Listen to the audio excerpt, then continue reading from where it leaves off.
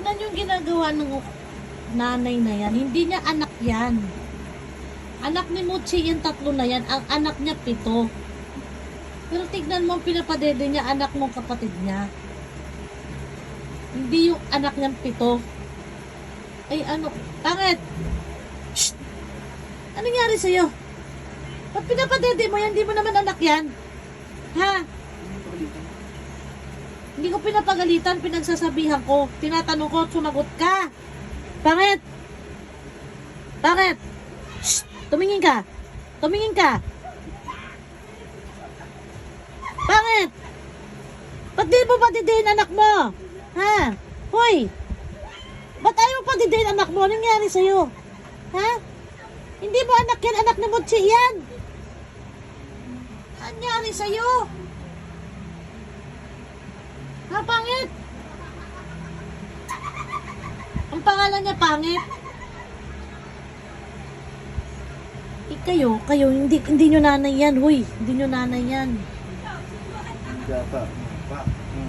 Kita mo? Pag yung tatlong yan, higang-higa ka, pero samantalang yung anak mo, hindi ka pumupwesto? Tulog yung isa. Pinapahirapan mo pa yung anak mo? Tulog yung isa. Baka mawala naman ang gata si Mochi. Hindi naman. Ha? Wala na nga katang gatas mo. Minipin na yun. Nung nakubos niya ang isang baby, lumipat agad. Loko-loko tong aso na to. Hindi niya anak yung tatlong yan. Sarap naman tong burdagol na to. Oh. Hanap pa. Taranta pa.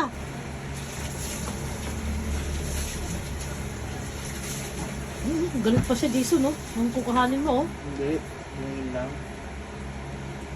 Tanggalin mo na, Sun. Kawawa na may 7 niya. Anak ko lang mainom. Loko-loko tong aso. Pangit, ha? Pag nakita ko pang pinadedede mo yung tatlong yan, ha? Ha? Ipamimigay ko anak mo. Loko-lokong aso to. Dali mo sa anak mo.